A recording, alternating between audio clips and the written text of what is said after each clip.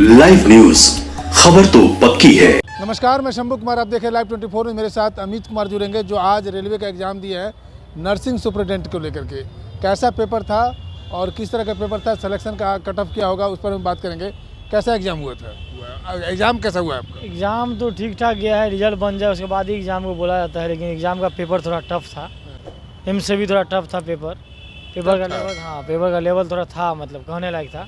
कोई ऐसा नहीं था जो मतलब नॉर्मल भी कोई सॉल्व कर ले। तो कौन सा पोर्शन ज़्यादा टफ था उसमें नॉन रीजनिंग जो होता है, मैथ्स, ये सब भी ज़्यादा टफ था। और जो उसका अपना प्रोफेशनल सब्जेक्ट है नर्सिंग का, उसका भी जो है सिलेबस उसका भी टफ था। तो कितना कट ऑफ क्या जाना चाहिए? कट ऑफ हाई जाना चाहिए। अब ऐसे आप नहीं कह सकते हैं क्या कट ऑफ जाए, क्योंकि रेलवे में या जो भी एग्ज़ाम होता है अभी सारा में नॉर्मलाइजेशन वगैरह लागू होता है। तो उसमें क्या कट ऑफ जाता है, कम ज़्यादा वो तो उसके बाद ही पता चलेगा। पर कट ऑफ हाई रहेगा। हाँ, कट ऑफ हाई रहेगा। कितना कट ऑफ जाना चाहिए आपके अंदर? 72 74 एवं होना चाहिए कट ऑफ। 100 का है? हाँ, 100 का एग्ज़ाम, 100 का पेपर है। 72 क्या पोर्शन था इसमें? इसमें दो ही पोर्शन होता है, एक नर्सिंग का अपना होता है, एक नॉन नर्सिंग होता है। नॉन नर्सिंग में रीजनिंग, मैथ, जीके, जीएस अपना आता है। आप कहाँ से आए एग्जाम? हम तो बिहार से हैं और दरभंगा के रहने वाले हैं। पटना हमारा सेंटर। अच्छा, ये जो आज का एग्जाम हुआ, इससे पहले जो प्रीवियस क्वेश्चन है, उस क्वेश्चन में इस क्वेश्चन में कितना का डिफरेंस? टोटली डिफरेंस है, कोई टोटली डिफरेंस है। अंदाजा से फेल है। हाँ, सिलेबस भी है तो कुछ अपर लेवल का है, कहीं से कुछ पूछा है, कुछ मैच नहीं कर रहा है। ऐसा जो सिलेबस उन्होंने दिया ऐसा कुछ नहीं है जो सिलेबस से मैच कर रहा हो, कुछ भी डिटो ऐसा नहीं कुछ कर रहा। पेपर जो टफ है, तो ये ऐसा तो नहीं कि सेटिंग का मामला सामने? सेटिंग का मामला होता ही है एसवीटी पर। आप ऐसे कॉन्फिडेंस से बोल नहीं सकते। और किसी तरह का साक्ष्य अगर कहीं से अगर मिलता है आपको, कोई प्रमाणित होता है किसी सेंटर से, तो आप बोल सकते हैं बिल्कुल। पर ऐसे नहीं बोला जा सकता है कि कहीं लिख हुआ है। लेकिन नामों ये मामला तो आता ही रहता है।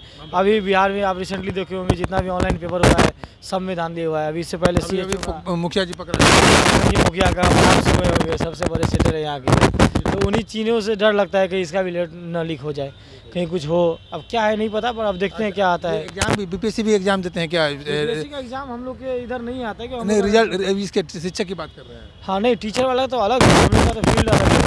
आप तो नर्सिंग वाले, मेडिकल हमारा उससे टोटली अलग है। पर हमारे भी बिहार करके सब में मार, वो सब में ट्राई करते, सब में ट्राई करते। तो सब बिहार पुलिस हो, बिहार दरोगा हो, बिहार एसएससी हो, हर एक जगह पेपर लीक हो रहा है। बिहार सीएचओ अभी कुछ दिन पहले एग्जाम हुआ था, उसका पेपर लीक पर क्या कहेंगे? पेपर लीक पे कुछ नहीं कर सकते आप, सरकार का फेल्योर है। अब इससे ज़्यादा हम कुछ नहीं कर सकते हैं। तो तेजस्वी जब 17 महीना थे उस समय पेपर लीक, उसका भी लीक हो या ना हो, कुछ भी देखिए, किसी का भी सरकार आ जाए कुछ नहीं। तेजस्वी जी भी 17 महीना थे। तेजस्वी जी का रहते हुए स्वास्थ्य विभाग में 17 सीट की भी वैकेंसी नहीं आई है। सच्चाई यही है। आप तेजस्वी जी से ये पूछिए, तेजस्वी के राज्य में ये बोलते होंगे, ठीक है मैं मानता हूँ जो टीचर वैकेंसी आई, लेकिन जब वो स्वास्थ्य मंत्री थे तो 17 महीना में 17 वैकेंसी नहीं आई। ये चीज़ आप नहीं जानते हैं, इन चीज़ों को पूछना होगा उनसे। 17 महीना में तेजस्वी के राज्य में 17 सीट नहीं आई। तो कहेंगे हमको सरकार बनाई, पूरा बेरोजगारी खत्म। कैसे माने? 17 महीना में 17 सीट उन्होंने नहीं दिया तो बेरोजगारी कैसे खत्म हो जाएगा? किसी को वोट देंगे कि नहीं? वोट का क्या है, वो तो समय बताएगा, स्थिति बताएगा, परिस्थिति बताएगा। लेकिन अगर जो आपने क्वेश्चन पूछा है उसमें मैं बता रहा हूँ कि उनके रहते हुए 17 महीना में 17 सीटें भी नहीं आई। चलिए, लास्ट सवाल है, क्या उम्मीद मैं कर सकता हूँ?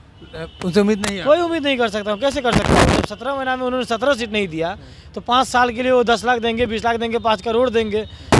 जनता को मतलब लुभा रहे हैं। सब तो लुभाने ही का काम करता है। यहाँ किसी की भी सरकार आ जाए सब लुभाती है, कोई इसमें बड़ी बात नहीं है। अच्छा, लास्ट सवाल ये है कि कट ऑफ आपके हिसाब से 72 कट ऑफ, हाँ 70 प्लस होना चाहिए, 72 70 प्लस होना चाहिए, कोई इशू नहीं है। एक पोस्ट का नाम बता दीजिए। नर्सिंग सुपरिटेंडेंट का पोस्ट था। नर्सिंग सुपरिटेंडेंट का। चलिए, अमित जी हैं, नर्सिंग सुपरिटेंडेंट का एग्जाम दे करके आए हैं।